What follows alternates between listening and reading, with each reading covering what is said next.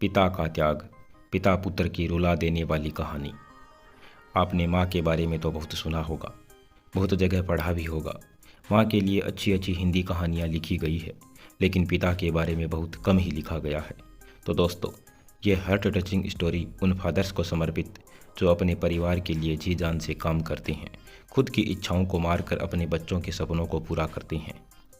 मैं घर से गुस्से में बड़बड़ाते हुए निकल आया था और बस स्टैंड की तरफ आगे बढ़ने लगा। मैं मन ही मन बड़बड़ा रहा था, पता नहीं कितने पैसे छुपा के रखे हैं, लेकिन मेरे लिए एक बाइक नहीं ले सकते। अब मैं यहाँ से चला जाऊँगा और तब तक वापस नहीं आऊँगा जब तक मैं खुद के पैसों से बाइक नहीं खरीद लेता।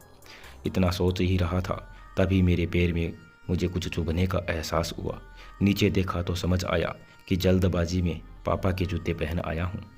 उन जूतों में कील उभरी हुई थी जो मेरे पैर में बार बार घाव किए जा रही थी, लेकिन उस समय गुस्सा अधिक था तो मैं बड़बड़ाते हुए आगे बढ़ गया। एकाएक मुझे याद आया कि मैं पापा का पर्स भी साथ ले आया हूँ। मेरे खुराफाती दिमाग में एक ख्याल आया, क्यों ना आज पापा का पर्स चेक किया जाए, जिसे आज तक उन्होंने किसी को हाथ तक नहीं लगाने दिया था। पता नहीं कौन सा खजाना छुपा है इस पर्स में जो किसी को हाथ तक नहीं लगाने देते थे। जब मैंने पापा का वह पुराना पर्स खोल कर देखा तो उसमें पैसे तो नहीं मिले, लेकिन पैसों की जगह एक डायरी रखी हुई थी। तब मैंने सोचा, ओह, यहाँ खजाना छुपा।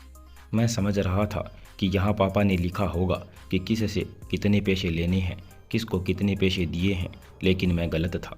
जब मैंने उसे छोटी सी डायरी का पहला पेज खोल कर देखा तो वहाँ पर लिखा था, वह थोड़ा सीरियस कर देने वाला था।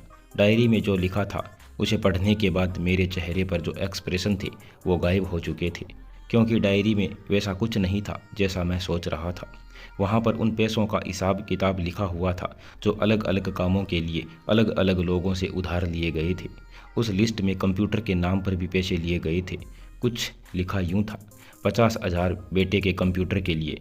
यह वही कंप्यूटर था जिसे मैं आज तक यूज कर रहा हूँ, लेकिन मुझे यह पता नहीं था उस कंप्यूटर को खरीदने के लिए पैसे कहाँ से आए थे। लेकिन आज पता चल रहा था। मुझे आज भी याद है, जब मैंने पहली बार कैमरे के लिए जिद की थी तो मेरे पापा ने मुझे 2 हफ्ते बाद मेरे बर्थडे पर ला कर दिया था, जिसे देखकर मैं बहुत खुश हुआ था। और मुझे खुश देखकर मुझसे कहीं ज़्यादा अगर कोई खुश था तो वे थे मेरे पापा। अब मेरे चेहरे से गुस्सा एकदम गायब हो चुका था। जब मैंने आगे का पन्ना पलटा तो वहाँ पर कुछ इच्छाएं लिखी हुई थी। पहली जो इच्छा थी उसमें जो लिखा हुआ था वो था अच्छे जूते पहनना। ये बात मेरी कुछ समझ में नहीं आई। तभी मेरा पाँव अचानक सड़क पर भरे हुए पानी पर जा पड़ा और तभी मेरे पाँव में कुछ गीलेपन का एहसास हुआ। जब मैंने जूता उतार कर देखा तो उसका तला टूटा हुआ था। यह देखकर मुझे डायरी में लिखी बात याद आ गई। तभी मुझे माँ पापा की कही सभी बातें याद आ रही थी कि कैसे माँ जब कहा करती थी पापा से, अब तो जूते पुराने हो गए हैं, नए ले लीजिए, तो पापा अक्सर ये कहकर टाल दिया करते थे कि जूते अभी और चलेंगे, अभी कुछ दिन पहले ही तो लिए थे। मुझे आज समझ आ रहा था कि कितने दिन और चलेंगे। साथ ही साथ यह भी समझ आ रहा था कि पापा पर्स को क्यों छुपा कर रखते थे। तभी उस डायरी को पढ़ते हुए बस स्टैंड पर पड़ी बेंच पर आकर बैठ गया। अब उस डायरी का आखिरी पन्ना बचा हुआ था। उस पन्ने को जब मैंने पलट कर देखा तो वहाँ पर कल की डेट लिखी हुई थी। तारीख के नीचे लिखा हुआ था 50,000 रुपये बाइक के लिए। बस इतना पढ़ा और दिमाग सन्न रह गया। अब मेरे मन में कोई शिकवा गिला नहीं बचा था, बस मेरी आंखों से आंसू बहे जा रहे थे। मुझे आज तक नहीं पता तब मैं क्यों रोए जा रहा था। अब मैं जल्दी से घर की तरफ भागा, लेकिन जूतों की वह कील पाँव में अब तक घाव बनाने में कामयाब हो चुकी थी। मैंने जूतों को रास्ते में ही निकाल कर फेंक दिया और भागते लड़खड़ाते हुए घर जा पहुंचा। लेकिन पापा घर पर नहीं थे। मैं समझ गया कि वे कहाँ गए थे। मैं सीधा पास वाली बाइक एजेंसी की तरफ भागा। पता नहीं आज कहाँ से इतनी ताकत आ गई थी कि मैं भागते हुए थक नहीं रहा था, और वह भी बिना जूतों के नंगे पैर। जैसे तैसे मैं बाइक एजेंसी पहुंचा, वहां पापा थे। मैंने पापा को दौड़कर गले से लगा लिया और मेरी आंखों से आंसू रुकने का नाम नहीं ले रहे थे। पापा को समझ नहीं आ रहा था कि आखिर हो क्या रहा है, मैं क्यों रो रहा हूँ।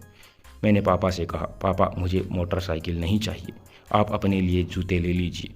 अब आज से मैं जो भी करूँगा अपनी मेहनत के बलबूते पर करूँगा। मैं आज आपसे कहना चाहूँगा, ठीक ऐसे ही होते हैं हमारे पिता। हम अक्सर देखते हैं कि हम अपनी माँ से हर बात शेयर करते हैं और माँ भी इसके बदले में हमें बहुत प्यार देती है। लेकिन एक शख्स ऐसा भी होता है जो हमें छुपकर प्यार करता है, जो अपने बच्चों से उन्हें बिना जताए छिपकर प्यार करता है, खुद की इच्छाओं को मारकर बच्चों के लिए सपने देखता है और उनकी खुशी में ही खुश हो जाता है।